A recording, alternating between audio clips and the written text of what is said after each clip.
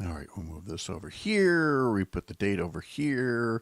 We get rid of those two faces down below, and we go, Where did I hey, go? good morning. This is Up North News Radio from Lake Wissota and Radio Park and Racine for this Friday, November 22nd, 2024. Coming up on the program today, we'll be talking to some of my colleagues from Courier Newsrooms across America, all in swing states, North Carolina, Michigan, Pennsylvania, Arizona, and we'll be getting their take on how the election went in all these swing states where Kamala Harris did not win the states, but many Democratic candidates did.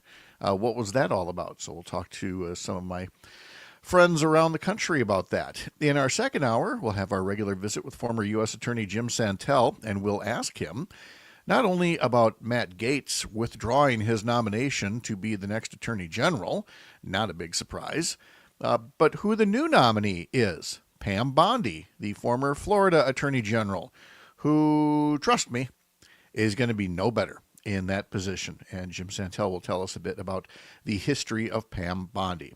We'll talk to Mark Jacob about media coverage. We'll talk to Dan Schumacher about sports, if he's willing to. I mean, how much longer can a Bears fan go on talking about sports week after week? But we will get this whole shindig started at 6:06 all across the Civic Media Network. Happy Friday. Civic Media Radio Network. Thank you. Smooth. Coming up in 4 minutes. We'll see you then.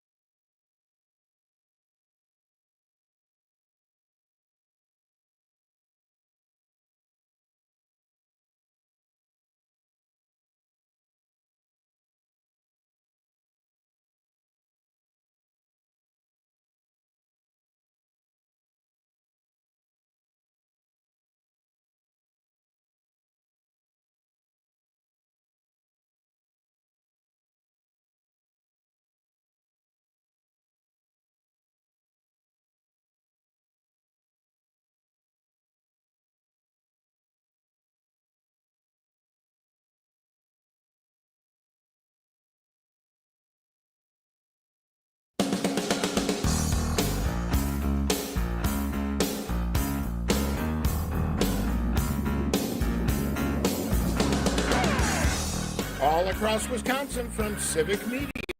This is Up North News Radio. Now, live from our Lake Wissota studio, here's the founding editor of Up North News, Pat Brightlow. Well, hey there, Wisconsin. Good morning at 6:06 on this Friday morning, November 22nd, 2024. It's another beautiful day to have you here up north, live from Lake Wissota, from wherever you're listening across the Civic Media Radio Network or on the Civic Media app, or listening by podcast or watching us on social media. We appreciate you starting your day right here. I got a question for you. How would you rate your winter driving skills? Because if I'd have asked that question yesterday, a lot of folks would have said, oh, they're fine. And they'd have been wrong based on all the DOT camera footage that people were stringing together of all the slide-offs and spin-outs and crashes across Wisconsin and Minnesota over the past 24 hours or so as the snow was falling. So, hey, take it easy out there on the roads. Don't go as fast as you normally do. Trust me, there were just hundreds of incidents across the two states the past day or two. And while we don't have any snowstorms in our forecast anytime soon, I think this week's dose of snow was a reminder to take it easy as we head into this next season here. Coming up on the program this morning, you'll recall that yesterday we heard from Kia Vakil, our colleague for Courier Newsroom in Los Angeles, before he was going to take a break. Joe Zepecki's already on his post-election break. And you're wondering, okay, well, what are we doing today? And I promised you something special, and you're going to get it, as 4 of my Courier Newsroom colleagues, all from swing states, North Carolina, Michigan, Pennsylvania, Arizona, will join me to talk about Election Day, talk about how there was such a split decision in the states where Democrats did relatively well, except at the top of the ticket. Why was that? We'll hear from some of my Courier Newsroom friends all about that. In our second hour, we will talk to former U.S. Attorney Jim Santelle, as we do every Friday. We will, of course, talk about former Congressman Matt Gaetz, who has withdrawn his nomination to be Trump's Attorney General. But the replacement really isn't any better at all. It's former Florida Attorney General Pam Bondi. The name might ring a bell. The face might ring a bell. If you follow the news closely, you probably have already rolled your eyes at the notion that this woman who torpedoed one investigation of Trump fraud and became one of the superspreaders of the 2020 big lie would be a step away from running the U.S. Department of Justice. So we'll talk to Jim Santelle a bit about that. We will talk to Mark Jacob about media coverage this week. And believe it or not, a whole lot of Americans who throughout the year said the economy wasn't doing very well suddenly think the economy is doing pretty well. How could that be? We'll talk to Mark Jacob about that. And we'll talk to Dan Schumacher about sports heading into the weekend, if he wants to, Greg Bach. And it concerns me that one of these times we're going to hit the button and Dan Schumacher's not going to be there. 1 or 2 more Bears losses, and he might not have the will to talk about sports anymore. Well, we had Paul Noonan on from the Acme Packing Company on Matt and Aaron Air yesterday. He said that the Bears aren't as bad as we want to think they are, and they have some shining lights. They just got to harness those things. And I feel like they're just due, you know what I mean? One of these years. And well, it's like Detroit. Detroit was in the wilderness for a very long time. Yeah. And now it's the Bears. The Packers were in the wilderness all throughout the 70s and 80s.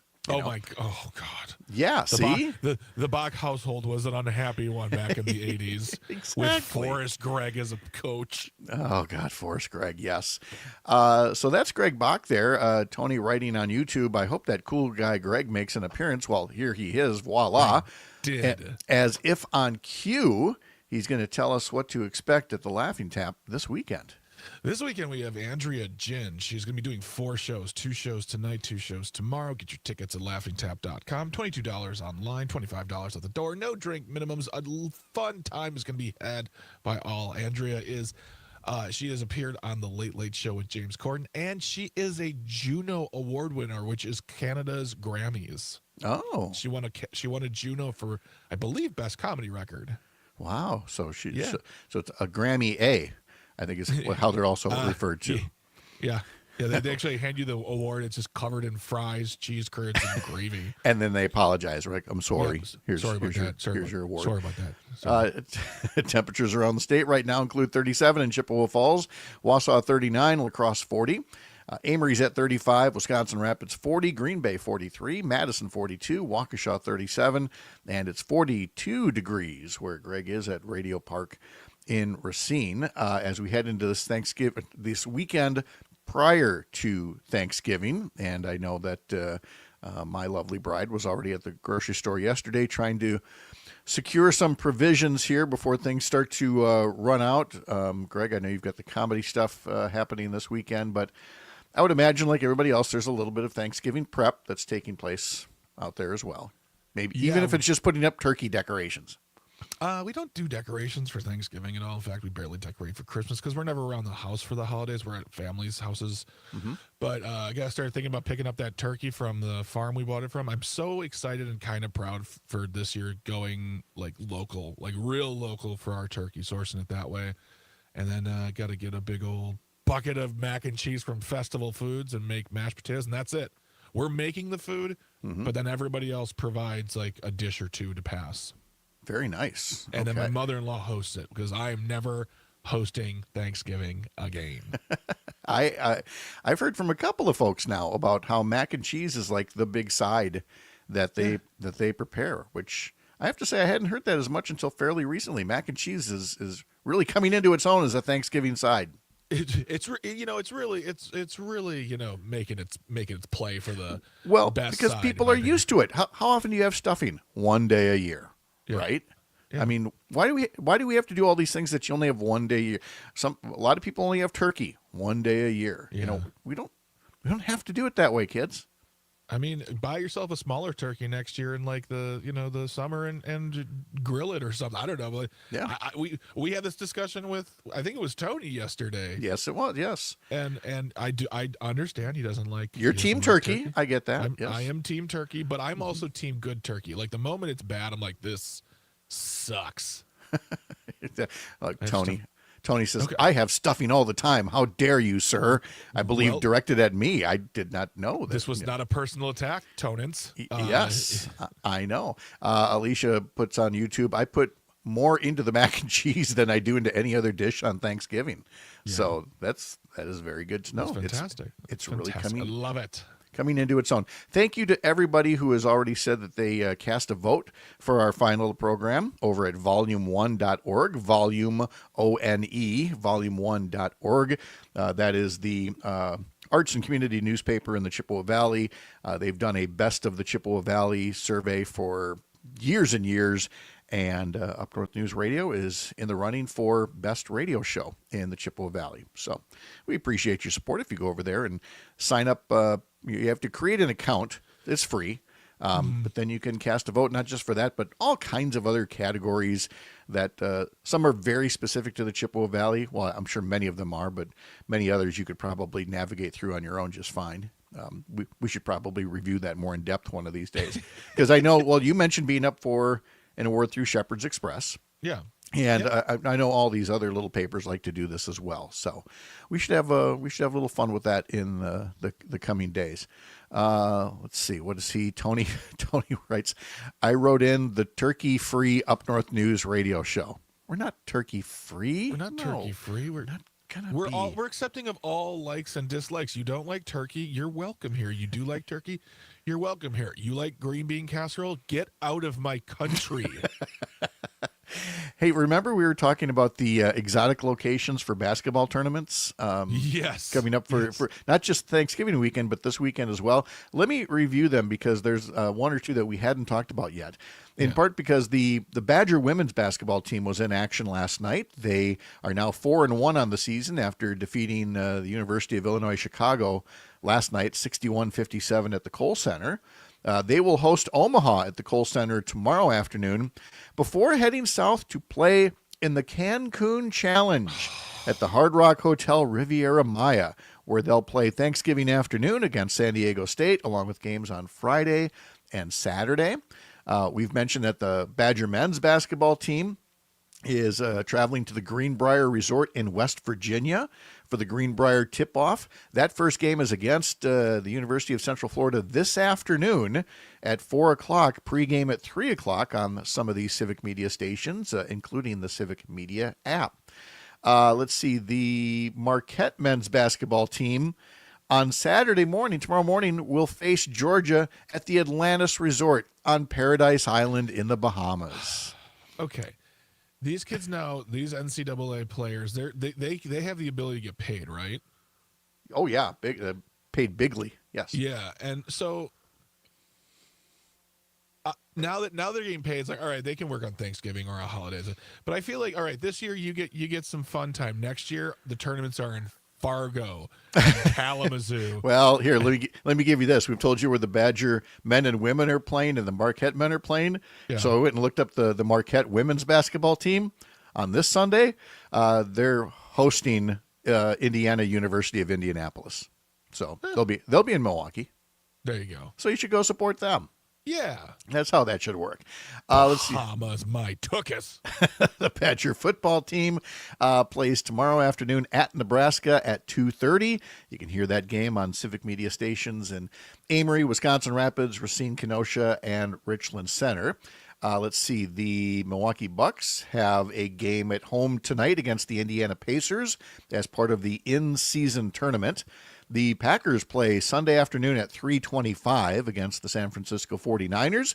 Catch that game on WRCO in Richland Center, WCQM in Park Falls, WRJN in Racine, Kenosha, but not on the Civic Media app for the Packer game.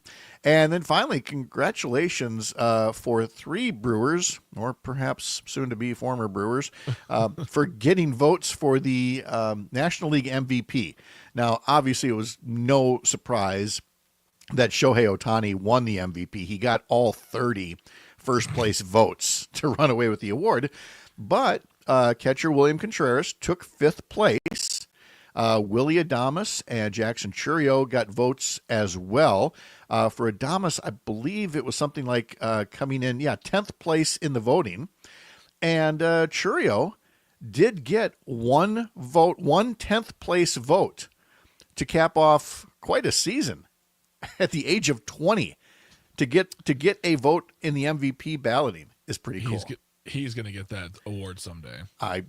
Pretty safe bet to make here. We'll unpack some of the morning news coming up in just a bit, wherever you're listening across Wisconsin on this Friday morning when you're here up north. Back in a bit.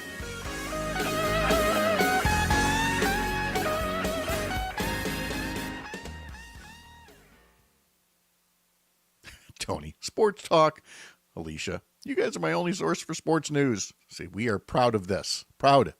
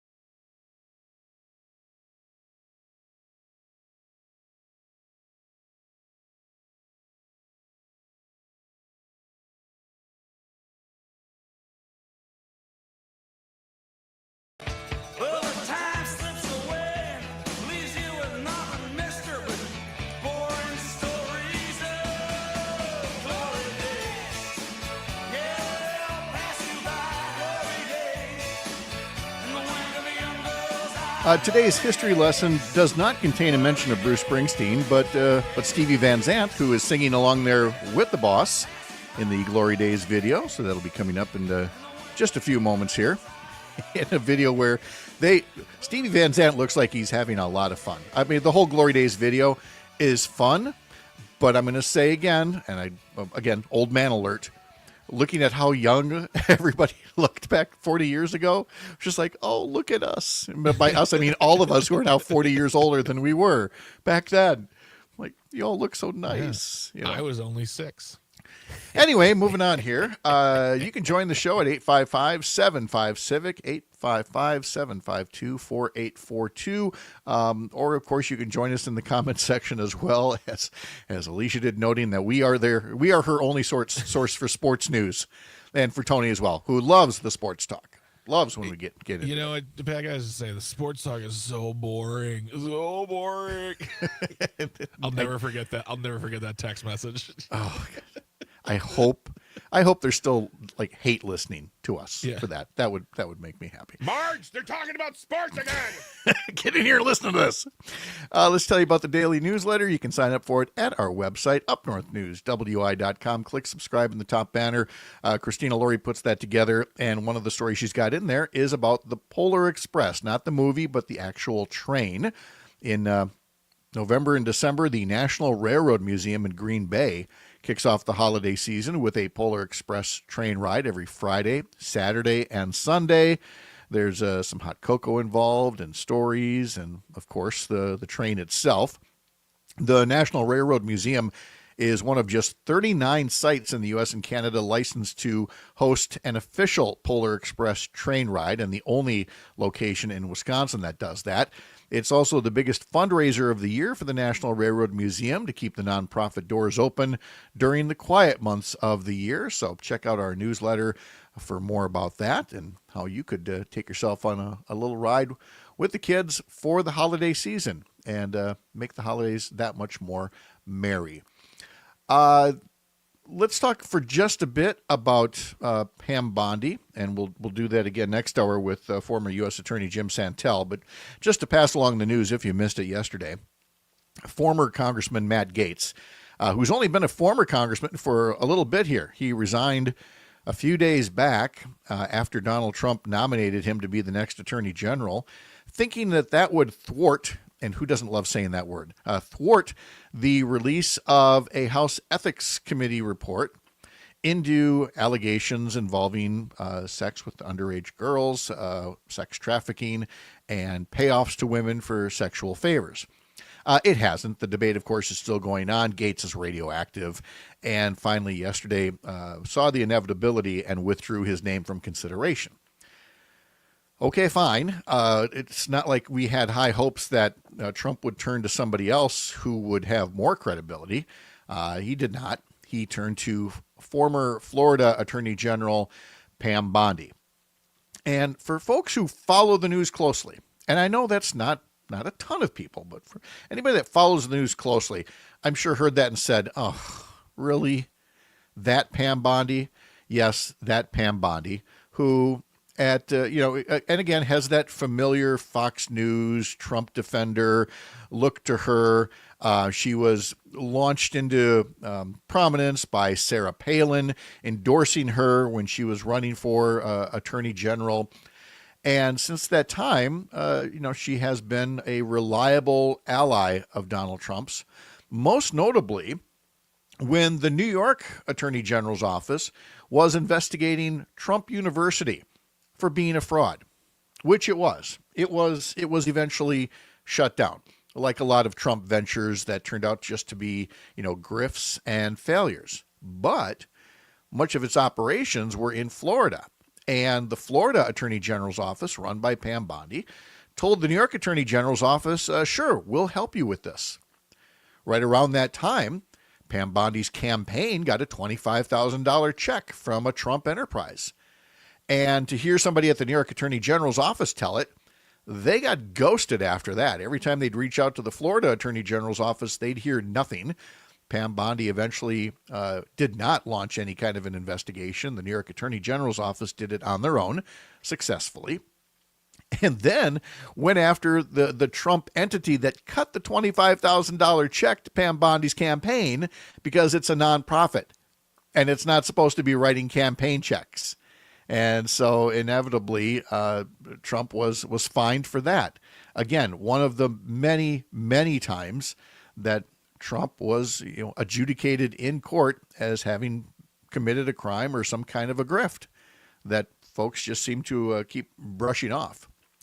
Perhaps most shamefully, though, in terms of Pam Bondi's qualifications to be Attorney General, well, she's not. And it has nothing to do with her being a lawyer, but it's that she helped support and spread the big lie.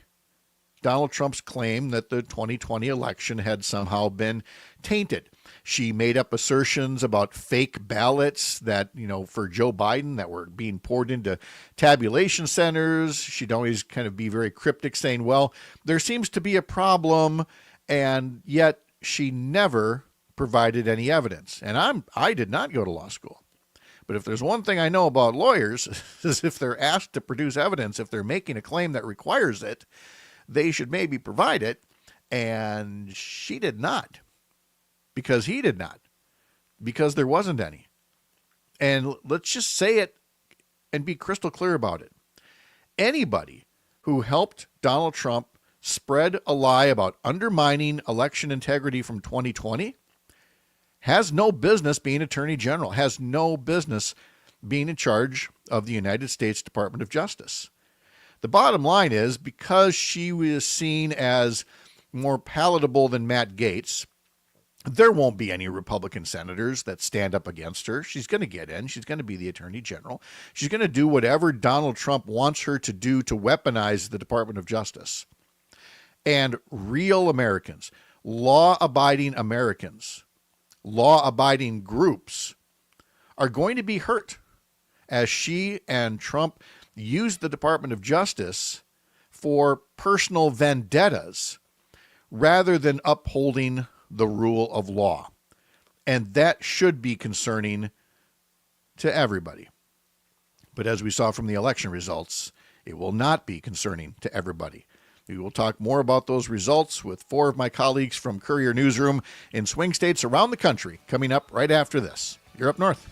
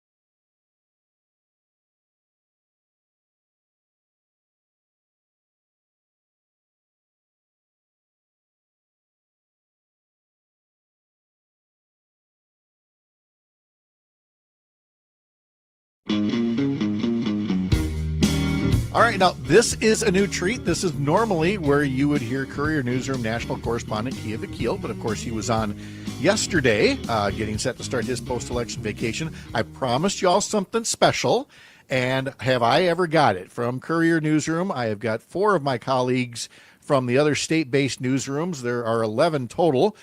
Joining us from the Gander in Michigan is Kyle Kaminski. From the Cardinal and Pine in North Carolina is Billy Ball. From the Keystone in Pennsylvania is Sean Kitchen. And from the Copper Courier in Arizona is Cam Stevenson. Gentlemen, it's so good to see y'all. Thank you for being here. Thanks for having us. Yeah, Good to be on. Billy, let me start with you because you also had that very colorful gubernatorial candidate there in North Carolina who said something like, some people just need a killing. And so for folks in Wisconsin who weren't following it, he did not succeed in winning the governor's race, correct? He did not. He didn't even come close, which is unusual in the state of North Carolina. It's probably a testament to the fact that the things that Donald Trump can get away with saying doesn't always apply to everyone else, and it didn't apply for Robinson. He lost by a bunch. And Cam, in Arizona, you had Carrie Lake running again, and she fell. Did she also fall well short of winning? Not as far from grace as what happened in North Carolina. She did lose Ruben Gallego, but she did get more votes than Kamala Harris. For what? Okay. So it was pretty close. And in Michigan, Kyle, there was a U.S. Senate race. That's right. Alyssa Slotkin pulled out ahead over Republican Mike Rogers to fill the open Senate seat. Pretty significant win in a sea of not so many wins for Democrats. But right. Well, and of course in Wisconsin, you had Tammy Baldwin winning, even though Trump won the state as well. Sean, I believe from a Senate race standpoint, you're the one thing that's not like the others. Yeah, I think, it was a really bad night in general for Pennsylvania. Senator Casey looks like he's about to lose. It's still going through a recount right now, but Senator Casey's trailing Dave McCormick by less than 17,000 votes in a recount. But it's going to be a really long shot if Casey's going to pull it out. Okay, so you're the exception to the rule, but let me come to the rule. And Billy, I'll come back to you for starters. In all of these other states where Trump won the swing state, but there was still a marquee race where the Democrat won, do you have a particular theory on why that was, as far as were people like splitting their ticket on purpose because they wanted a sense of balance, or did they just look at it from a personality standpoint, or how do you explain the split vote in your state? North Carolina is famous for split tickets. Like it's one of the things we do. We for years we've had folks here who hop into races, who hop into elections, and they'll vote for a far right Republican and then go down the ballot and vote for someone who's a moderate to liberal Democrat. It's something that we do. And the governor's race, as you can see in years past, we've had a Democrat governor, a Republican lieutenant governor. North Carolina does it a lot. I think this one is a little bit outside the norm because Mark Robinson was such a toxic candidate. Yes, he was a little bit different there. And Cam, in Arizona, to what do you attest kind of the split decision? It's a lot of things out here. Our Senate candidate had a different level of toxicity than what you saw in North Carolina. Carrie Lake had just spent the past 4 years burning through any goodwill she had with the Arizonans.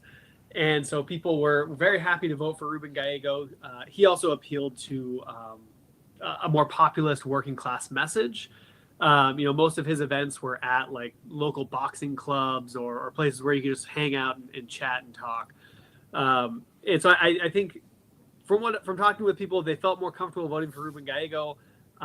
They didn't know much about Harris.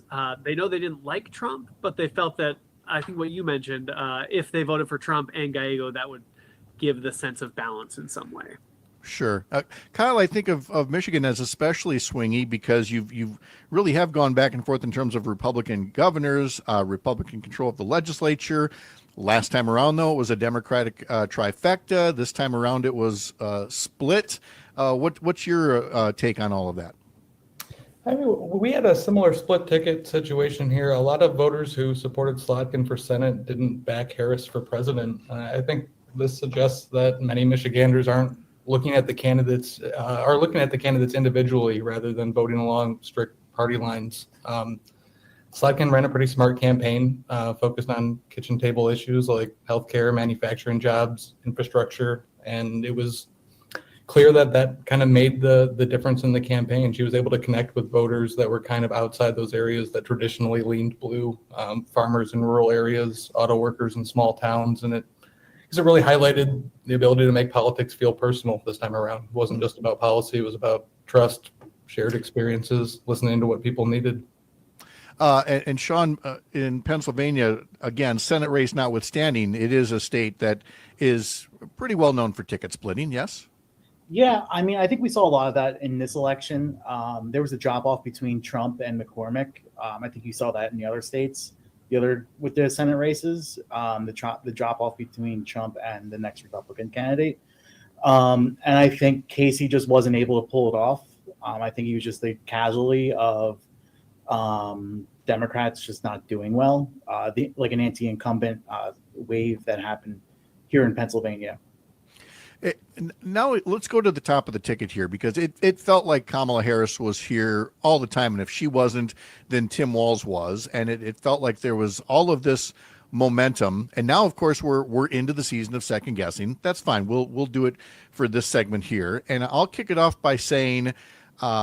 And again, there's no one right answer, but I certainly hear a lot of folks here thinking that if, especially with Tim Walz being from the state next door, that if he'd have kept up that populist message, that corporations have been price gouging and we need to do that, but that after the Kamala Harris, Donald Trump debate, they kind of pulled back on that and they kind of played it too safe. Now, again, I don't know if that's right or wrong, but that was the impression I got of maybe what the Harris-Walz ticket could have done differently in Wisconsin. Billy, do you think that there's anything that explains where the Harris-Walz ticket might have done things differently in your state?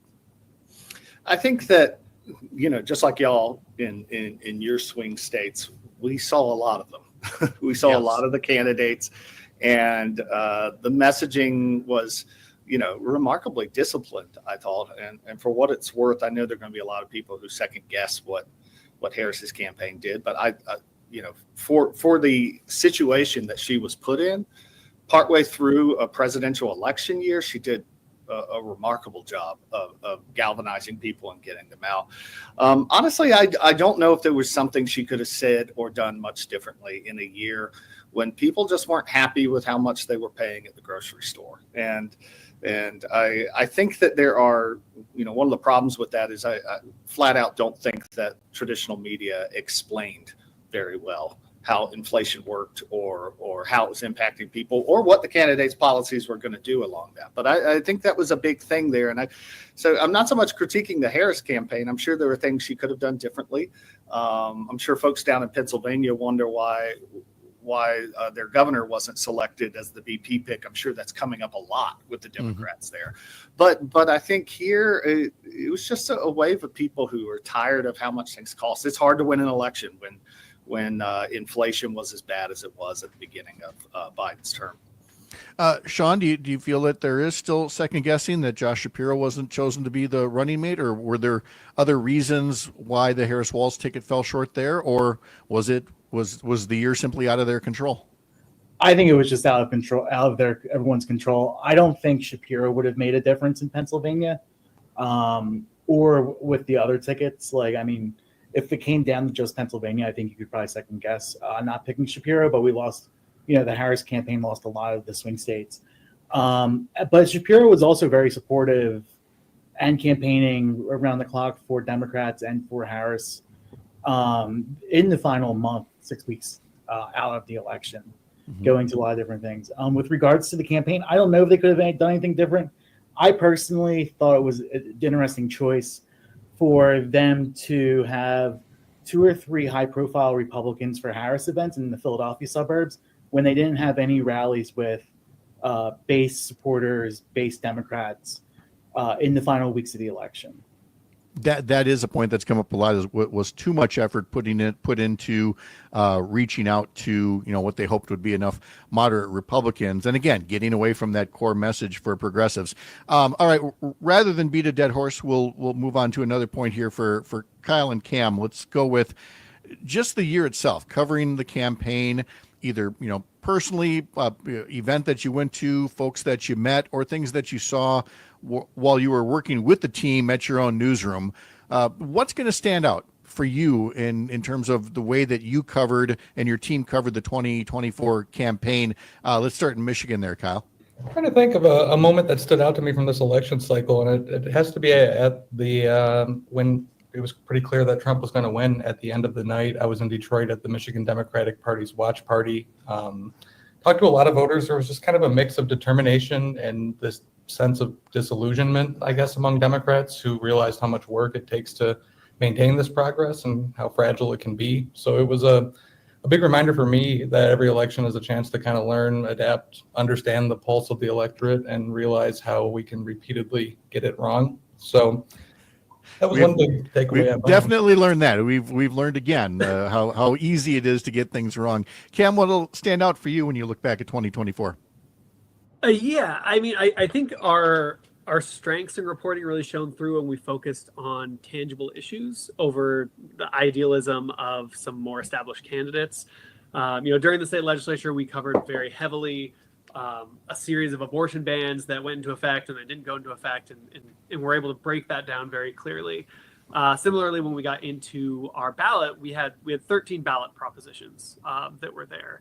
And so when we took the time to break those down individually for people, that felt like a valuable service. When we were working, when we were covering campaigns and talking about these vague concepts of working class and we're going to help people afford houses and we're going to build 1 million houses. Those sound like very lofty ideals that I think people kind of disassociate with or just see as a run-of-the-mill promise.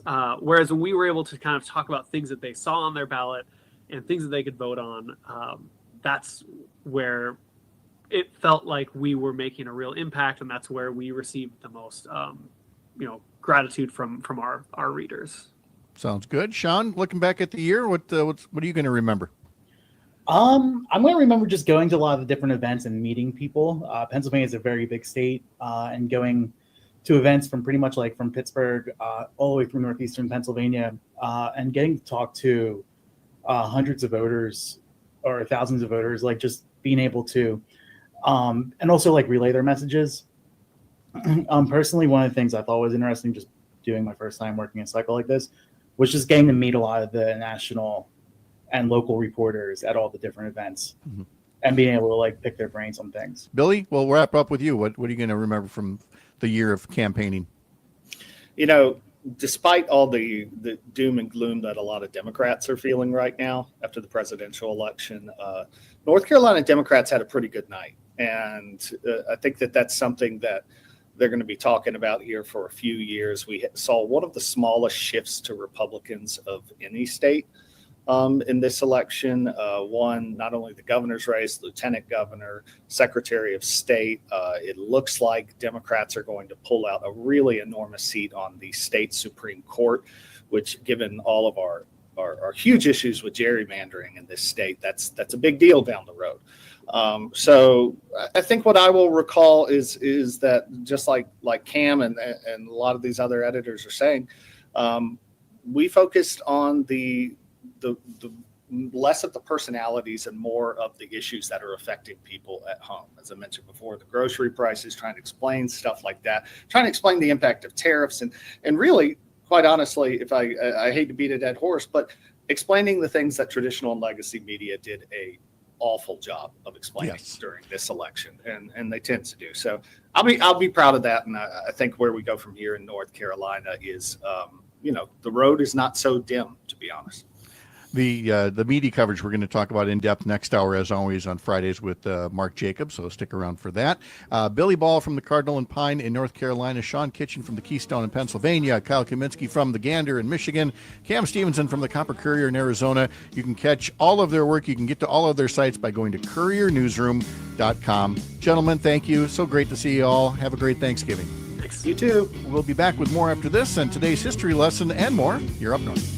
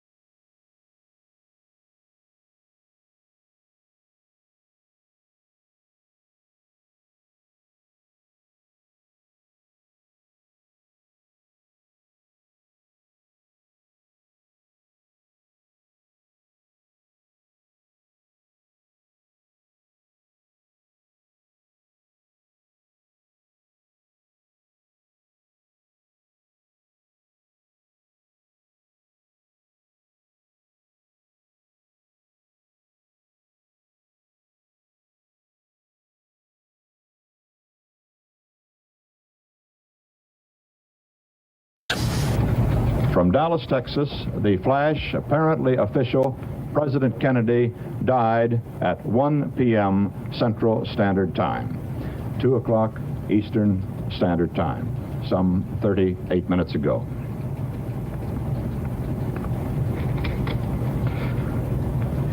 Vice President Lyndon Johnson has left the hospital in Dallas, but we do not know to where he has proceeded. Presumably, he will be taking the oath of office shortly and become the 36th President of the United States. There's Walter Cronkite announcing the assassination and the death of John F. Kennedy. Friday, November 22nd, 1963, 61 years ago. It has been, even for somebody like me, born the next year, it's been part of our lives ever since. Either everybody we know has a story or knows somebody who has a story about that fateful day. Yeah, we talk about Pearl Harbor. We talk about 9/11. That one, I think, stands on its own, the assassination of an American president. Mm-hmm. In the television age, I mean, that's just, I couldn't even imagine. I mean, I remember 9/11. I remember the Challenger explosion as well. Yep. But I don't even know. It would be, like I couldn't imagine in today's day and age of 24 hours news. I mean, it's crazy. My mom told me she was at Kohl's, I believe, when it happened. Speaking of television and news, I mean, it really was the birth of modern television news. Television was still relatively in its infancy.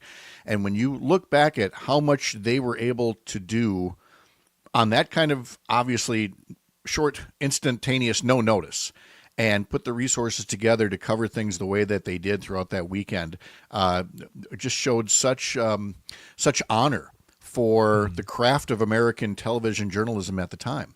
And how things have changed. Now, 3 months later, you talk about the age of television, and a nation was ready to recover in some way, shape, or form. And the young people of America helped them do it by turning an entire nation's attention to these 4 kids from Liverpool, England, who, by the way, on that day, November 22nd, 1963, released an album called With the Beatles. And obviously, it took a while for the shock and everything to wear off, but they showed up on Ed Sullivan 3 months later, promoting the album, which included this cut. Close your eyes and I'll kiss you. Tomorrow I'll miss you. Remember, I'll always be true. So that was this day in 1963 that album was released. On this day in 1968, 5 years later, they would release what became known as the White Album, which included singles such as Blackbird, Back in the USSR, and this. One of the easiest songs to play on piano. And no less fun. Let's do the birthdays here. Terry Gilliam from Monty Python, 84 years old today. Billie Jean King is 81. Stevie Van Zandt is 74 years old today. Jamie Lee Curtis, 66. Mark Ruffalo is 57 today. And Scarlett Johansson turns 40 today. The number one song this day in 1975 was from Casey and the Sunshine Band.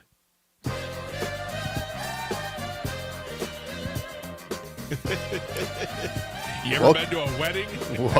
Welcome to the 70s, kids. It was on this day in 1986 that Mike Tyson, you remember him? Oh, yeah. On this day in 1986, he became the youngest ever heavyweight champion in boxing history, a record that stands to this day. And that's how I choose to remember him. 20-year-old Mike Tyson, not whatever it was we saw last weekend, which is a lot of us People might are putting together clips packages of him pulling his punches and just what a dumb thing to do. I know. On this day in 1994, Pearl Jam released their third studio album, Vitalogy, featuring Spin the Black Circle and Better Man.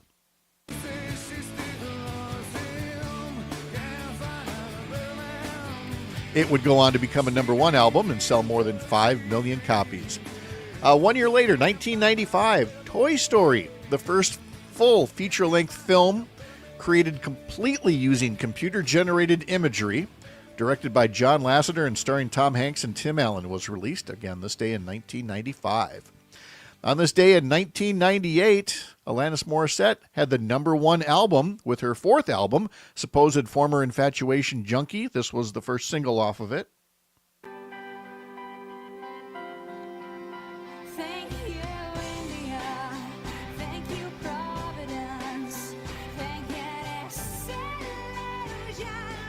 Thank You would receive a Grammy Award nomination for Best Female Pop Vocal Performance. This is where Greg jumps in and says, see, she did have stuff after her big album. So, Jagged Little Good Pill. stuff, too. And good stuff, too. The lowest ever scoring in an NBA game took place this day in 1950 at the Minneapolis Auditorium in front of 7,000 people as the Fort Wayne Pistons edged the Minneapolis Lakers 19-18. That's an actual NBA score. Can you say no shot clock? Because there was no shot clock back then. They were all wearing Chuck Taylors, Yep. and they were all named Steve. On this day in 2011, Taylor Swift was playing at Madison Square Garden and brought out James Taylor to let the crowd know that she, Taylor Swift, her parents had named her after James Taylor. Oh, I didn't know that. And together they did 15 and Fire and Rain. Yeah, how cool is that? Wonderful. On the National Day calendar, it's a pretty short one today. This is National Humane Society Anniversary Day. This is National Flossing Day. I hope you do it more than once a day. Maybe this is just there to remind you to do it every day. This is Love Your Freckles Day. You don't have to love your freckles. Everybody else is going to love them. Who doesn't love freckles? People with freckles. I guess people with freckles, but we sure like to see them on other folks. They're so cute. Yep. And this is National Cranberry Relish Day. And of course, the proper way to celebrate National Cranberry Relish Day is to take a bowl of cranberry relish, head over to the garbage can and dump it right in there, and then open up a can of the good stuff, the jellied stuff with the ridges, the way God intended And cranberries to be served. Hold it upside down and just wait. And Plump. wait. And wait. Much more in the second hour of Up North News Radio coming up in our 7 o'clock hour live from Lake Wissota on the Civic Media Radio Network.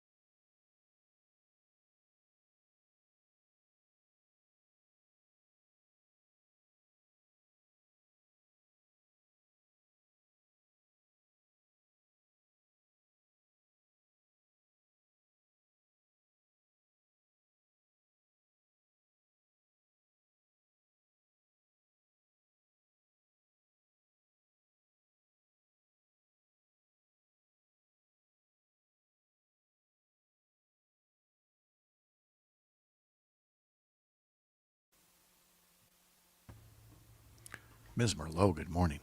Good morning. How are you? Pretty good. TGIF. Yeah, hey. I don't remember if I asked you, do you deer hunt? Have you deer hunted? No. Okay. But the snow is good, right? Smells There was very any? good. Yes, If it stayed. absolutely. Yep. All right. Here we go.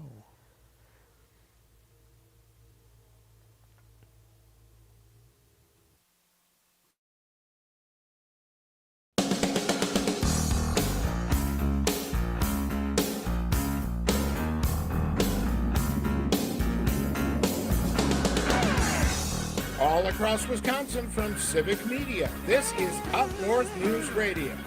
Now, live from our Lake Wissota studio, here's the founding editor of Up North News, Pat Brightlow. That would be me. Good morning. Welcome back to Up North News Radio, unabashedly Wisconsin, and brought to you by Courier Newsroom, carried by our friends here on the Civic Media Radio Network at 7:06 on this Friday, November 22nd. Nice to have you along. Coming up in just a bit, we'll talk to our friend, former U.S. Attorney Jim Santelle. There was some developments late yesterday as President-elect Trump's nominee to be Attorney General, Matt Gaetz, withdrew his name. The new designated nominee isn't really that much better. We'll talk to Jim Santelle about that. We'll talk to Mark Jacob about media coverage of the Trump transition, and we will talk to Dan Schumacher about sports. But first, we're going to talk to Brittany Merlot about the weather forecast on this Friday morning, where temperatures haven't changed a smidge since last hour. It's 37 here in Chippewa, 38 in Wausau, 40 in La Crosse, Amory's at 35. It's 39 in Rapids, 43 in Green Bay, 42 in Madison, 37 in Waukesha, and 42 at Radio Park in Racine, where we find Greg. Brittany, how are you? How are things looking for the weekend? Oh, hang on. I had you muted there. There you go. How are you?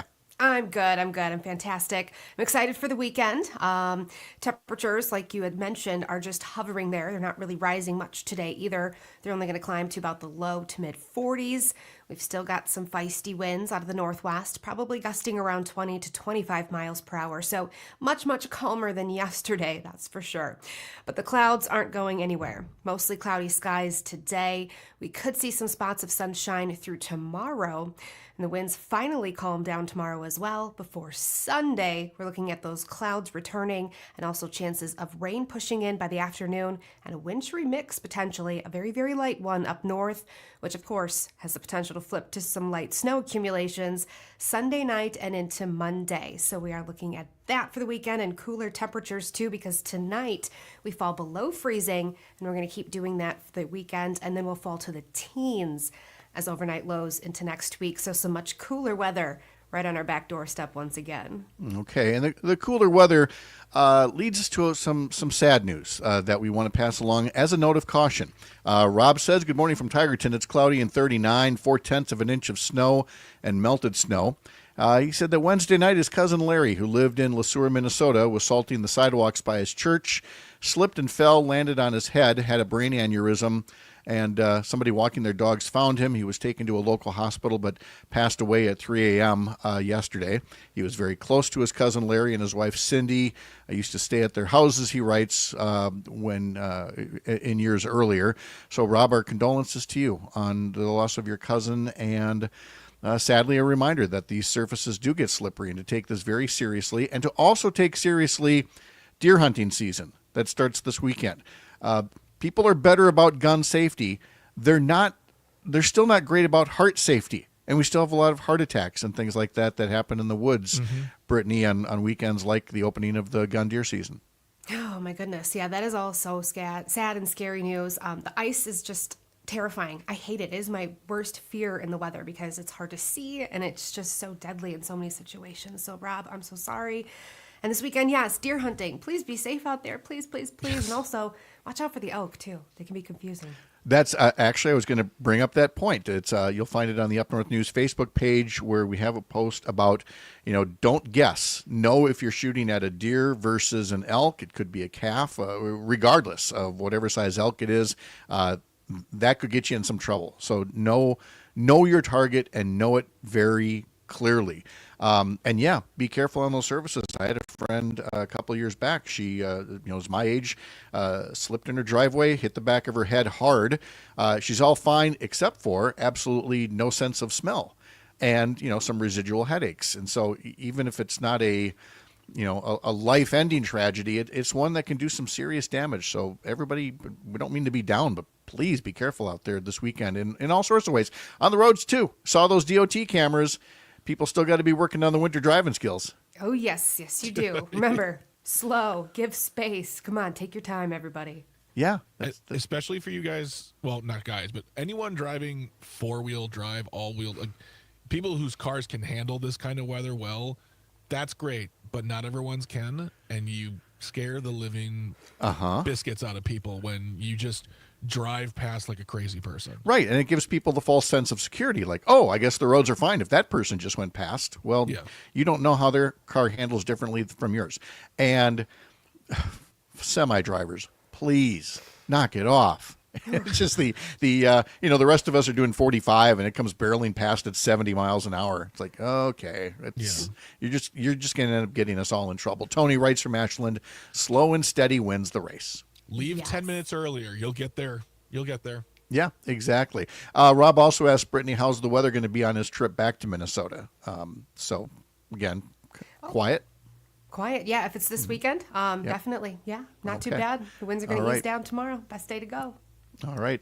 Brittany, we hope you have a nice, pleasant weekend, and we'll talk to you again soon. You too. Bye, guys. All right. 7:12 is the time right now. The Milwaukee Bucks play the Indiana Pacers at home tonight. The second round of, what do they call it? The NBA Emirates Cup tournament, the in-season tournament that they're doing. So that's Indiana tonight. Then they'll play Charlotte at home on Saturday. The Packers play Sunday at 3:25 against the San Francisco 49ers. The Badger women's basketball team defeated UIC last night, 61-57 at the Kohl Center. So that's a little bit of sports, and you'll get sports updates all throughout the day here on Civic Media and on your favorite Civic Media station. My phone has been blowing up, Greg, on the newest platform that's all the rage, Blue Sky. I was going to say MySpace. Okay, never mind. No. Yeah, my CompuServe is going crazy right now. Ask Jeeves will not stop asking me, do you love Blue Sky or what? No, the notifications of new followers, which is very nice. And I'm going to come down firmly on the side of Blue Sky. There are people, expressing doubts like, oh, this is just the latest thing that's going to disappoint us. No. Twitter really is a dumpster fire. And, Elon Musk has completely ruined it. And I say in all sincerity, Blue Sky is, I'm not going to say it's always going to stay this way, but it is right now what Twitter used to be. At first, I wasn't sure. But so many people have come on board, like 1 million people a day almost, since the election.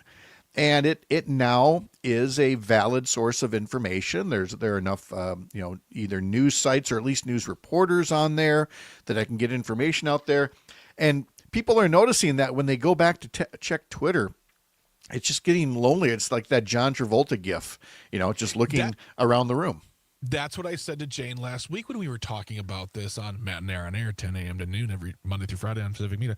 I was telling her that it felt emptier. Mm-hmm. And what's there still, I mean, I still have friends there. I still have people I follow, but it's like there's so much reaction to all the crud and junk there.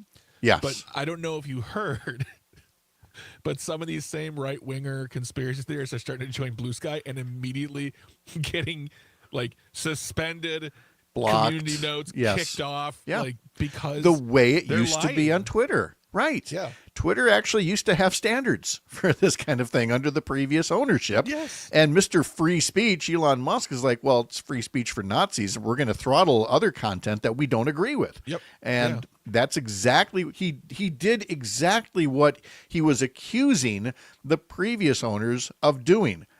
What a shock that a billionaire would do something like that. So, again, I don't know if Blue Sky is going to stay this way, but it is where it is now. If you're getting on it, you should be able to find me easily enough, and would love to have you follow along. I just followed you on Blue Sky just now because Mr. Luke Mathers, the handsome and capable, told me that he got he got me added to a starter pack. Oh, yes. And the starter packs are amazing. You can do your own. I have my own. It's just some people, I'm very new at this, so there's not a lot in there. I'll add more or make a new one. But I got added to one, and I'm seeing the followers already. And in that starter pack is one Mr. Pat Carrillo. I didn't know I was in somebody's starter pack already. Yep, Corey Hess. Oh, how nice is that? I really do like the starter pack thing because, again, if you're feeling validated by somebody that you follow and they say, hey, here are some people that I follow, that's exactly what you're looking for is, give me some reputable, trusted sources for information. And I hope folks do that. Now, I sadly have to stay on Twitter. Being a news outlet, you have to go wherever people are. There are still people on Twitter. I'm just saying the experience is going to be a lot different. And I'm going to do much more posting on Blue Sky. Blue Sky has already, I guess, passed Threads, which was Facebook's alternative to Twitter. Yeah. And so we're on the Blue Sky, we're on the Threads, we're on the Twitter, we're on the Face page, Instagram, TikTok, we're on all of it. But we know who the cool new kid, the new kid in town, as the Eagles would sing, is right there at Blue Sky. I mean, I'm loving it. I'm like, actually, when I sign in, I'm like, oh, this feels nice. Yeah. Happy anniversary to Fiskars, which we know is the orange-handled scissors company, whose American headquarters are in Middleton. But they were founded in Finland. This is their 375th anniversary, which seems weird. And the PR person there was like, yeah, people are always trying to correct us. Like, did we get this wrong? No, they were founded that much long before the United States was. They were founded as an ironworks at a small town in Finland back in 1649. That's so cool. They opened up their first scissors factory in the U.S. In 1977. Their U.S. operations are based in Middleton, near Madison. And yeah, they are marking 375 years in the scissors business. And I love the story here about the orange-handled scissors, which they're so known for. It was, as so many other things are, completely an accident. Yeah. They were trying out different prototypes, black handles, red handles, green handles. As the prototype went into production, it says here, the machinist decided to finish off the orange color that was already in the machine. So the prototypes came out as black, red, green, and orange, and then orange and black, and then they decided orange was the most popular. And so it's through that one guy's accident going, I got some leftover orange, I'm going to put this in here. And that's how they got the orange handle that they're so known for. What's the name of the company again? Fiskars, Fiskars. Aren't you glad you got a pair of Fiskars scissors? So we're going to pause right here for a break. And when we come back, our friend, U.S. Attorney Jim Santelle, will talk to us about the Attorney General, the new nominee, now that Matt Gaetz has withdrawn his name. Wherever you're listening across Wisconsin on this Friday morning, when you're here, you're up north. Live from Wissota on the Civic Media Radio Network.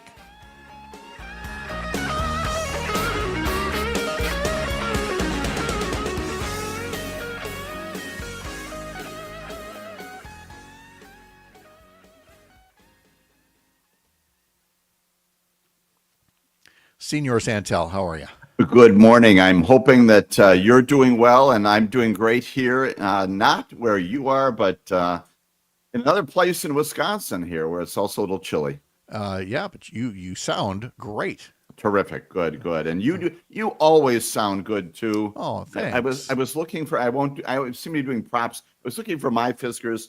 I think that's in the garage, but I've got a knockoff variation on them, but this is not the real deal. So yep.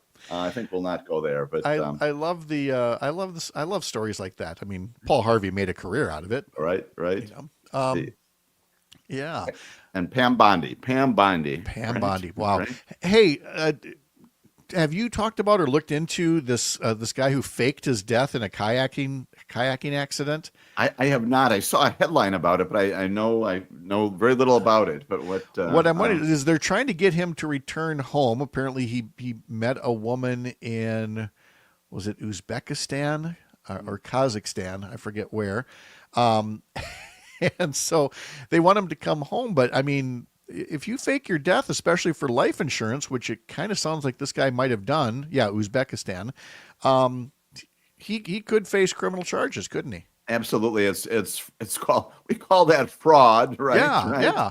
And you make claims, and those are under and penalty the of perjury, investigation into his disappearance has cost at least $35,000, so he could be on the hook for that. So he might have reason not to leave Uzbekistan anytime soon, I suppose. Right. Some financial consequences, and oh, by the way, could find yourself in some criminal court, right? And it's never a good thing. Rule number one: never a good thing to fake your death, right? Yeah, no kidding. All right, 15 seconds. Here we go. Very good. Thank you.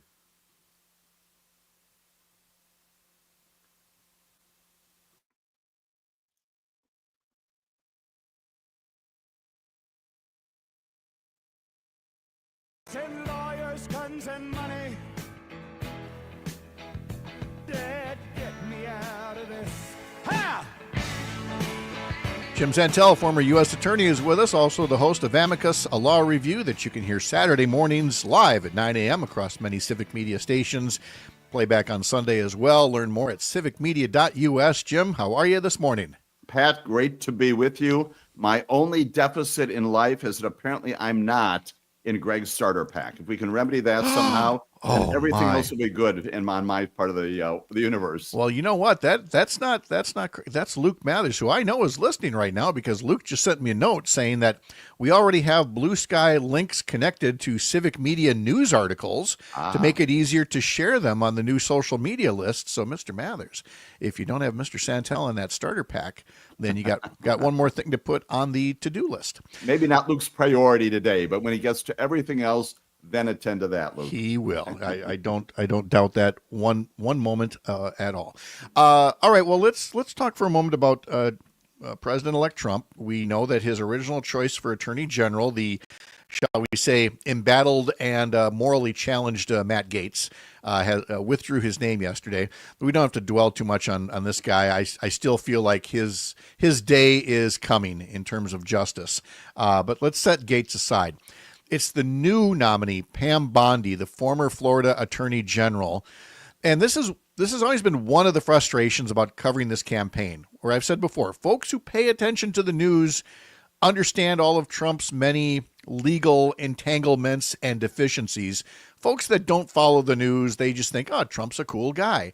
Well, let's hear about the former Florida Attorney General and, why maybe her past does not lend itself to being qualified to run the United States Department of Justice. What can you tell us about Pam Bondi? Sure. So the predicate is, as we talked before, Pat, was that way back in the 2003, 4, and 5, Donald Trump put together something called Trump University. He said at the time, it's supposed to be altruistic, probably not in the end. And the idea was that you would promote education, specifically in the real estate area. Imparting lots of knowledge, he said. Well, it turns out not so much. One of the participants in that wrote, for example, requesting that we raise our credit limit on our credit cards at lunch Friday, sent a somewhat transparent statement about what this organization is about. In any event, as a result of all kinds of things related to fraud, a whole bunch of lawsuits filed, 2010, 2013, and along the way, there is obviously attorneys general around the country are focusing on that. Why? Because they have victims, students of Trump University were victimized by this fraud, which is pay your money, do not get the academic support that you're supposed to do. And indeed, in the end, Donald Trump agreed to pay $25 million in a settlement for those who attended the university, 2007, 2008, 2009, 2010. It was one of Donald Trump's many disasters. Along the way, and then we get to Pam Bondi. Along the way, she at the time was the Attorney General, Pat, as you just said. And while her office is a part of the many attorneys general offices that are at least investigating this and determining this, she faced questions about a $25,000 donation years earlier from Donald Trump. And of course, the problem with that is that the very it's the appearance of impropriety. It may in fact be some other problem. But while you're investigating an entity for fraud, victims in your state under your jurisdiction, you're also accepting donations for your political campaign to keep you in that office. That's the problem. She maintains nothing improper about the donation, nothing improper about the decision. It certainly just looks very bad. The decision to really pull her punches and not go after Trump University. And then Trump himself got into trouble because the $25,000 contribution didn't come out of Trump's pocket. It came out of one of his nonprofits. Exactly. And that too, all of this is bad. And so the source of the money is also a problem. Again, a nonprofit not supposed to be doing these kinds of things. And as you say, in the timing on this speaks volumes. When in fact you've gotten this, you're a part of the investigation, you're pursuing it, and you decide in the end not to go ahead with it.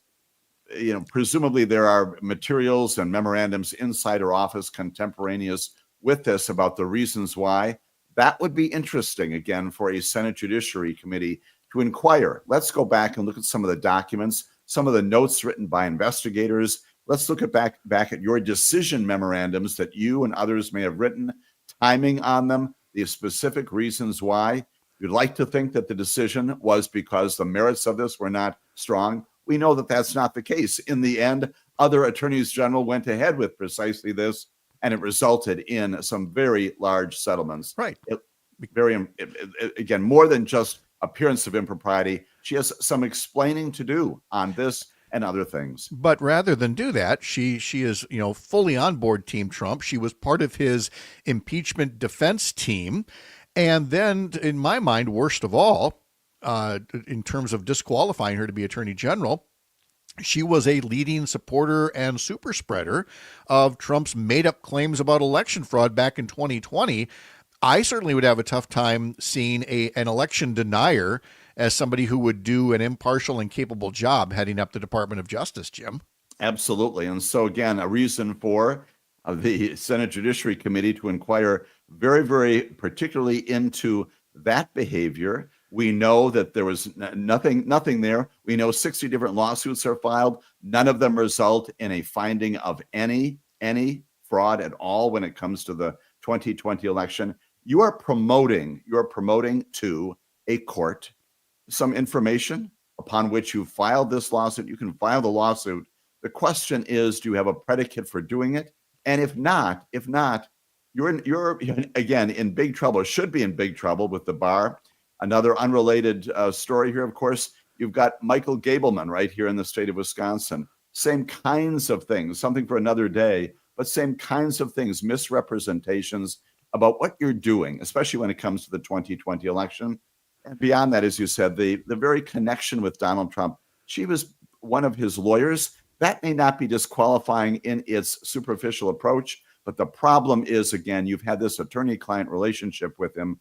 What kinds of things have been disclosed to you back and forth that you now know for all time that may be relevant to your work as Attorney General? That's a concern as well. And as much as I would have loved to have picked on Michael Gableman some more, I know you're going to talk about it tomorrow on Amicus, and we're going to talk about it Monday morning at 7:30 with Jeff Mandel from Law Forward, one of the leading groups advocating disciplinary action against the former justice for his handling his so-called investigation. So listen to Jim talk about it as well, I'm sure, on Amicus, a law review tomorrow morning at 9. Jim, thank you so much. Have a great weekend. Always a pleasure. Have a great weekend, gentlemen. Take care. All righty. When we come back, Mark Jacob will be here to talk about coverage of the transition as well. You're up north.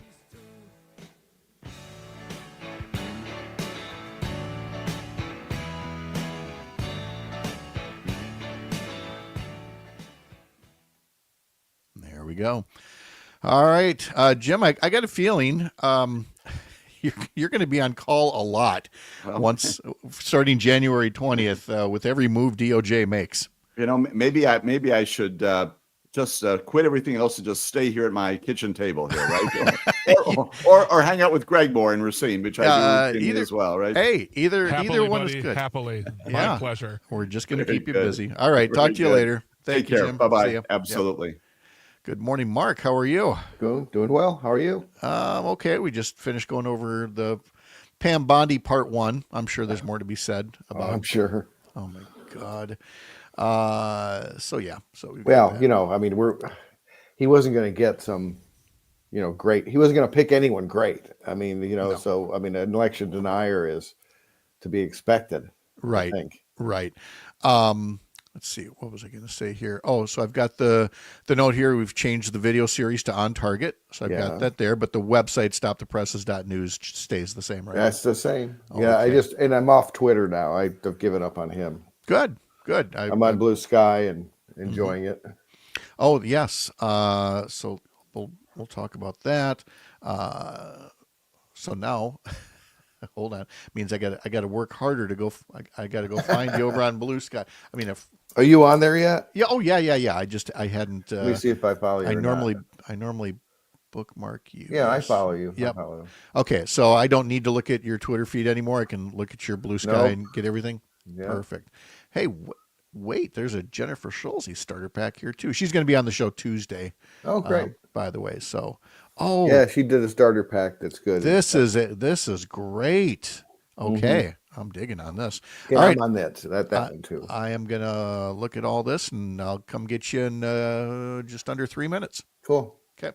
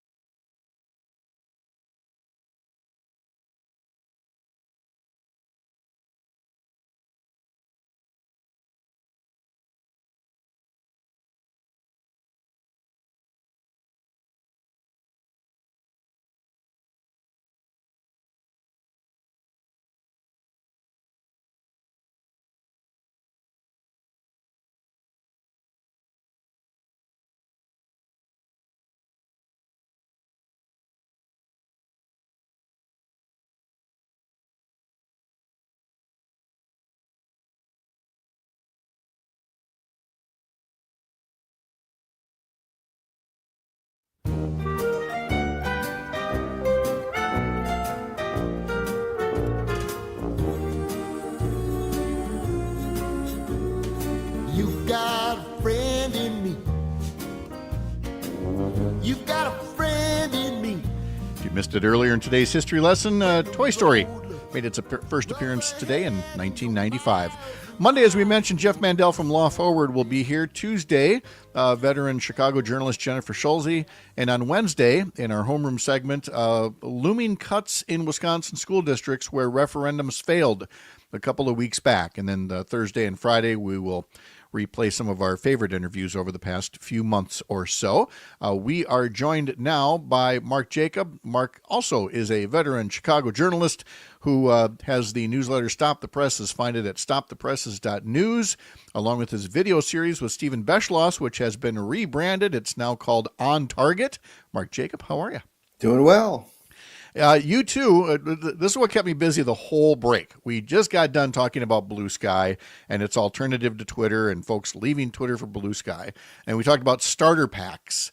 And I don't know, was it Jennifer Schulze yourself or somebody else who put together a list of reliable journalism sites? That was Jennifer. I cannot believe how many new sites have joined recently. I have to come back and do part 2 of going through all of these and adding them to my feed. There is definitely, just a mass migration, not the kind that Trump wants, but the kind that's a mass self-deportation away from Elon Musk and Twitter. Yeah, yes, there is. And I've been on Blue Sky for most of a year, but I was not that active. I was on Twitter because, it was the big thing, and I didn't want to cede the field to Musk and his crazy lies and just disinformation. And so I stayed on Twitter until the election, and after the election I just reassessed. And the deal is, if you're on Twitter, everyone can make their own choice, Pat. I'm not telling anyone else what to do, but if you're creating content for Elon Musk on X for free so he can make money and become more powerful and influential, that doesn't sound like a great move to me. And so I got off. And this whole notion of a billionaire essentially being a shadow cabinet member or practically vice president at this point is never a healthy thing for democracy. That's another reason to get off of it. For me, it was, and he's not, he goes through no vetting process, no confirmation. This supposed Department of Government Efficiency isn't even a government agency. It's some sort of private weird thing that will somehow have tremendous influence over how the government operates, according to him. And so it's extremely suspicious, very dodgy. What's going on here? And that guy, and the fact, Pat, that we have such income inequality in this country that some incredibly rich guy can just decide to lose $44 billion on Twitter and make it bad on purpose, but make it more effective as a propaganda instrument is really alarming. And it will be in the history books, looking back, going, how did people sleep their way through this? I want to address something on the text line. John in Milwaukee texts in from our last segment talking about Gaetz and Pam Bondi. He writes, Trump is playing chess while you are playing checkers. You all fell for the old okey doke when you concentrated on Matt Gaetz. I don't necessarily disagree with it. I think it's the job of good journalism to acknowledge the Gaetz things while opening up the blinders a little wider to say, Trump is about much more than Matt Gaetz or Elon Musk or any one person, and don't fall for these sideshows. Right. I guess I disagree with that. It's an interesting thought, but you can look at Gaetz and how completely unqualified he was and dangerous he was as an AG pick, but that doesn't mean that you've given RFK Jr. a pass or Tulsi Gabbard or some of these, Hegseth. I was going to say Hegseth is going to be next. Matt Gaetz, if people think, well, Matt Gaetz was the sacrificial lamb and now everybody else is going to get through, no way. I would say no chance. Hegseth is going to be out by the time we talk 2 weeks from now, if not much sooner. Well, we'll see. And I think the real question is whether there are hearings, whether, Trump tries to, jump the line and not have, a process in which there actually is a confirmation. If he does those, if he gets him in without that, if this Congress decides to completely sacrifice any power it has and let him just kind of stick people in offices without hearings, we'll have to see. But if there are hearings, they're going to be very interesting because Hegseth is really unqualified. RFK Jr. is a threat to our health, and Gabbard, loves Putin. And why would any Western democracy share intelligence information with the United States if Tulsi Gabbard is handling that information? Exactly. So I do think in the realm of, the big picture and throwing out some of these more outlandish nominees. I want to make the point that for folks who are saying, well, you guys are just picking on Trump and you're going to say no to all of his nominees. No. He won the election, and somebody should be allowed to stack their cabinet with people that I may not agree with. I happen to think Pam Bondi, is disqualified because of her support for the big lie, but that is Trump's choice. She's going to be terrible, but I don't think any Republican senators are going to stand up against her. The point being, they should stand up when some kind of a line is crossed. Gaetz clearly crossed the line. Hegseth clearly crossed the line. There's still going to be plenty of other nominees we're not going to like. Trump's going to get most of his picks. It's just that you don't get anybody, even if they're, adjudicated, rapists or things like that.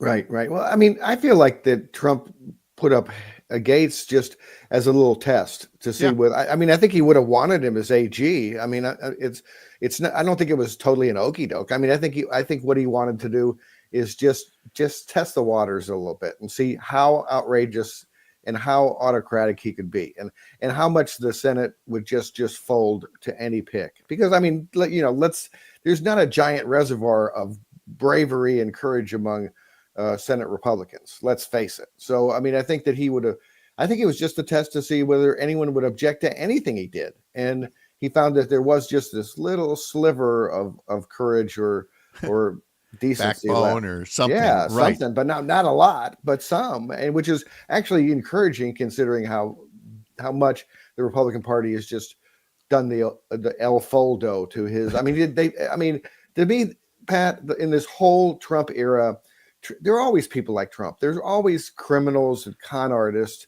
But the thing that's most alarming about what's happened in America is that an entire major political party has just folded to fascism, has just decided it's great for my career if we just dump democracy. That's what they've decided. And if we run enough ads, that are targeting transgender people Right, and folks like that, they can then get in power, amass their power, undermine democracy, cut taxes for billionaires. When the fact of the matter is, at the very top of your blue sky feed right now, you make note that in other countries, past leaders have been held to account when they do things like, plot a coup, say in Brazil. Right. And it's not like Brazil is some great, paragon of virtue as far as democracy, but they've been at least as serious about addressing the, a threat to democracy as we have, maybe more so. I mean, it's just the thing that really disturbs me about what's happened in this country is in 4 years, you couldn't get Trump into a courtroom to answer for January 6th. I mean, it's like you talk about history. When historians look at this, if there is any legitimate history in the future, they will say, how in the heck could a democracy not put somebody in a courtroom to face charges when he attempted a coup? I mean, and instead allow him to come back into power. I mean, that is just such a failure of our system. And and what we're dealing with it now. I mean, I'm not like giving up or rending my clothes or anything. I'm not. The funny thing is, people say, well, how do you feel? Well, I feel bummed out about the election, but I'm not giving up. I think there's still plenty to do. And there's, this is a great country and we need to fight for it. And it's not over yet. It's one election. And just to rant just a little bit more on this, if you looked at the Roe versus Wade ruling in the 70s, and you look at the election of Barack Obama, those are both crushing defeats for the right wing. Both of them crushing defeats. It was like, oh my gosh, this country, what's happening to us? But what did they do? Did they give up? Or did they fight back? Did they come back and say, well, all right, we lost this one big time, but we're going to come back and we're going to fight? And what the answer was that they came back with decades of propaganda and dark money and dirty tricks, but determination. I mean, they came back from that, and we can come back from that. To quote Animal House, did we give up when the Germans bombed Pearl Harbor? Right, exactly. I mean, actually, I thought of that clip. And yes, I mean, so I mean, we can all feel bad about it, but let's move on and do better next time. But at the same time, what I'm trying to do is is balance my optimism with my realism, because we're in a bad situation and things are going to get really bad when he gets in power. Because I mean, if he does half the stuff he said he's going to do, it's going to be really bad, folks. It's not going to be. I mean, we shouldn't pretend, oh well, we'll just come back. It won't be a problem. It'll be a big problem. We're going to go through some things. We really are. We are. And when Jennifer Schulze is here next Tuesday at 7:30, we're going to focus more on how much fearlessness we need from journalism, from reporters to not back down, to go on and continue to investigate and everything. So we'll continue that part of the conversation Tuesday, but let's continue the messaging part of it, because again, you help with us here at Courier Newsroom, and this whole notion of, again, a media and messaging ecosystem that, in the case of Courier and others, is it's left of center. It's out there saying these are our values, but also that we're not going to make stuff up, which is what you've seen so often in the far right media system. Right. I mean, I really don't believe that there's anything as real objective media. I mean, when I was at the Chicago Tribune, it was a supposedly objective news source. But when I walked in every day and said, let's cover this story, and this story, I wasn't saying go cover every story in the city. I was picking out what I thought was good for our readers. And so I was making value judgments. That's what all news organizations do. And so I don't have any objection. I don't have any objection to Fox News if they didn't lie about stuff. I mean, they're allowed to be conservative. Fine, be conservative, be anti-abortion. I find that to be a legitimate opinion. I don't share it, but I find it to be a legitimate opinion.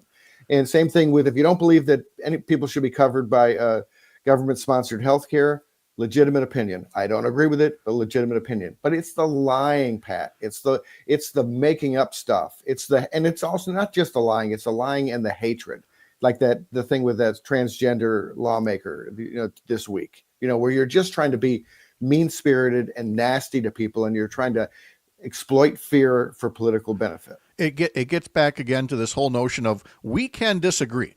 And to take it to Blue Sky, for example, you've got folks on the right saying, "Oh, the left is building their own echo chamber." No. This is still any place we can debate. Right. It's when you're debating with lies or with violent rhetoric or with threats, the things that used to get you kicked off Twitter, but now get you accelerated on Twitter.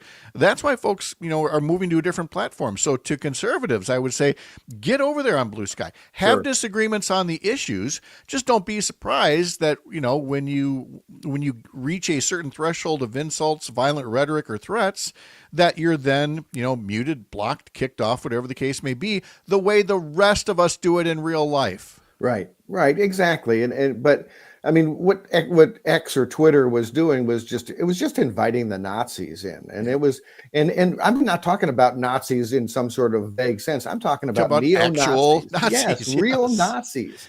Who what was the post that Nick Fuentes, the guy from around Chicago area, believe it or not, who's one of the leading kind of young neo-Nazis. What did he say? Your body, my choice.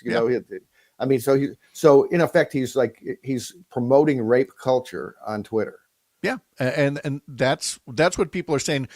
That's enough of that. We'll still continue to, message against that in the media, fight against it in the courts, lobby against it in the Capitol, and other reporters will work on, investigative journalism pieces. It's just that, we don't have to tolerate that in our day-to-day social media. Mark Jacobs has a newsletter that you can get at stopthepresses.news. And look for his video series with Stephen Beschloss on Target, and find him on Blue Sky. Thank you so much, Mark. Happy Thanksgiving. We'll see you in a couple of weeks. See you then. All right. Let's see. Mr. Dan Schumacher. Yes, he's here. And back after this. You're Up North. You got a friend in me. You got a friend in me. You got a friend in me, Dan. Yeah. Yeah, whatever. Isn't that from Toy Story? Yes. Yeah. Yep. Hey, Dan, I know it's been a tough season for you. You got a friend in me. Okay. Yeah, Thanks. we were going to actually play that at the start of this upcoming segment, but I think Greg's got a particularly good Dead song that we're going to play instead. So we'll be ready. I'll tell you what, Dan. You and I will hang out. We'll have a beer or two. We don't have to talk about sports at all. You just talk dead. We'll talk music. Yeah, it's always refreshing. Oh, and Pat will be like, "Did you guys hear the latest news story on Blue Sky?" Nerd. By the way, Jim Santelle is not on Blue Sky. No, I've not seen him there either. I don't So think he knows what the starter pack is. I was going to say, send him a note and Yeah. say, dude, where are you? Make the account already. Dude, I'm loving it. I moved my Twitter account. I still have my Twitter account. I'm going to keep it for a little while. Oh, yeah. Yeah, don't let anybody else take your name. I moved it out of the first thing of social media stuff, so now it's just like, eh. Mm-hmm. Yep, is good. Oh, yeah. All right. Are you up north for the whole weekend? Nope, I will be moving on here about noon. I'm going to leave and head to Chippewa. Mm-hmm. All right. So I'll be around all week, actually. Sounds good. So. All right. Casey's hosting for Thanksgiving. Oh, so very nice. Kim's going to the cities to her daughter's place. So Okay. I'll be in Chippewa bacheloring it. All right. Yeah, we're around most of the time here. So, all right, 30. I'm going to hunt Monday and Tuesday hunt. So okay, all right. Take Pat. It's fun. He'll be quiet. All right, No. 15 seconds. All right.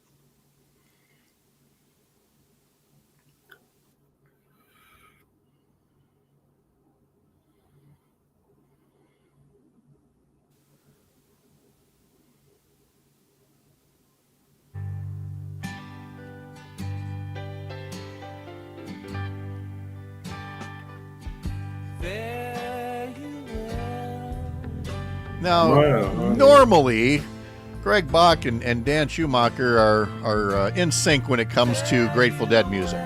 It's one of the very few times that Greg is actually trolling Dan with Grateful Dead music. What'd you pick there, Mr. Bach? Addicts of my life, right? Tribute to your Cubs, to your Bears, and even your Blackhawks. It's Broke Down Palace. Sorry, buddy. From the album The Addicts in the City. Yeah. Good one. It's a depressing song. We've been worried that like how many more are we like one more Bears loss away from not hearing from Dan on Fridays anymore? How you holding I'm up? telling you, it's just horrible. The organization. I mean, still to that block field goal. Do you know how many pieces? How many pieces of video are out there of fans filming themselves? They were going to film themselves, with the winning field goal, and instead, I've seen so many videos that people have posted of themselves or their partners losing their minds with that blocked field goal. TVs. Yes. But that's the coach. It's all coach. To me, that was the 40. You have one timeout. Yep. You have 40 seconds left. Yep. It is second down. Why not run a couple more plays, then use your timeout with 3 seconds left, and then try a closer field goal? Yeah. But he didn't do that. And it just blew. That's what blew my mind. Even before the kick happened, I'm like, what is he doing? Yeah, because the Packers noted afterwards, and okay, we'll say hindsight's 20/20, but they said we noticed that on his previous kick that he kicks at a low angle. Mm-hmm. So you really do want to get as close as humanly possible, and that was clearly a coaching failure on the Bears' part. So in the last week, they got rid of their offensive coordinator, the second one in 9 months they've gotten rid of. So no. They're an organization that's in disarray, and when it should be the head coach that really makes it should be held responsible, but it's not. And well, we have said that in the Norris division of the NFC here, everybody has their time in the wilderness. For the Packers, it was the whole 70s and 80s. For Detroit, it was the past 20 plus years until just recently. Now they seem to be enjoying their emergence from the wandering in the desert. The Bears are kind of in that wilderness area right now. Yeah, and they had a really good draft. That's the part that blows my mind. They had so many draft picks. They got the number one quarterback in the draft. I don't know. It's the organization itself. The McCaskies, just like Jerry Jones, should sell the team. That's what I was just going to ask. Is it's not so much the players, it's the coaches and the coaching staff not being able to guide the players to doing good work. Wait a minute. I was about to rip on the Browns because they've had some good draft picks, but they haven't done well. They actually beat the Steelers last night, 24-19. in the snow. It looked miserable out there. Yeah. I felt so bad for that Prime Video crew, because a week or two ago, they're in LA, they're on the field for the game, looking good. And this time they got the sideways snow just knocking them in the face. But that's these next two games for the Bears don't get any easier. You got the Vikings, and then you got to go on Thanksgiving and get your what handed to you by Detroit. Then, but I was just saying they play the I Lions. mean, that's two tough games in a row. I don't see them coming out even one. They're going to be 0-2 the next week. So. No. And then the Packers, meanwhile, their game against the 49ers this Sunday is at 3:25. You can catch that game on some civic media stations. And then they play Thanksgiving as well. They've got the night game for Thanksgiving. They play at home against the Miami Dolphins. 7:20 start there. So it's going to be a busy Thanksgiving for the NFC North. Probably one of the better teams in the NFL that's improving, which is the Miami Dolphins. Mm-hmm. So I don't think that's not a slouch. We are in high school football tournament time. We had the first 4 games yesterday. I think 3 more games today. You're getting into the winter sports season. The basketball teams are starting to heat things up. What do you make of? We had some fun with this earlier this morning about where the Marquette men, the Badger women, where they're all going, these tropical locations for Thanksgiving weekend tournaments. I know it's not a brand new trend. It just, for some reason, seems more noticeable that more of these places are getting deals to attract teams. Yeah, they get guarantee money to come down there. Yeah. The guys who are throwing the tournament, whoever the main sponsor is. But in the end, it's all about recruiting, and to offer those type of trips and experiences to a recruit as part of the part of the recruiting process. You see it at Division II and Division III taking holiday trips just to make you look more attractive from an experience standpoint, and go play somewhere warm when you're in northern state. So I know it's been going, like you said, Pat, it's been going on, but it just becomes more noticeable, especially 3 Wisconsin teams taking off for the holiday. If I read correctly, the Marquette one, which is at the Atlantis Resort in the Bahamas, has no TV deal because you've got all these big college football games this weekend, and then you've got Thanksgiving weekend, and they're getting ready for tournaments in other places. And so if you want to watch the Marquette men, I believe streaming is your only option for that. So there's definitely good and bad sides that go along with that. Because they're in the Big East, right, Marquette? Yeah. So I'm sure on the Big East website, they'll have that live stream. They said it's a Flow Sports, I think, is whatever that is. I mean, everybody's changed names. Bally is now what? FanDuel. It's yep. Like you need a program not to track the teams, but just the places that are going to be broadcasting. Do you have a fun Thanksgiving plan ahead of you? You're going to do a little hunting? I am going to do a little hunting Monday and Tuesday. Get out in the woods. Got some things I got to take care of this weekend. We have a home event, and then I'll probably travel back to see the kids for Thanksgiving. All right. My daughter's going to host Thanksgiving, so it'll be nice to see her cook. And I sit on the couch and watch football. And like a proud papa that you are. I did the same thing when my daughter cooked last weekend in Idaho. So my job is only to bring pies. There you go. I bring 2 pies. Same. We know what we know. That's perfect. Thank you, Dan. Enjoy the weekend. We'll talk to you later. Happy Thanksgiving, guys. Thanks. Happy You as Thanksgiving, well. Dan. Greg Bach is back for Matt and Aaron coming up at noon. So enjoy that as well. And thanks to all of you for joining us here on Up North News Radio, where we will do, again, Monday, Tuesday, and Wednesday shows. And then we'll play some of our favorite interviews back on Thursday and Friday. Enjoy the weekend. We'll see you back here Monday morning, 6 a.m. Up North.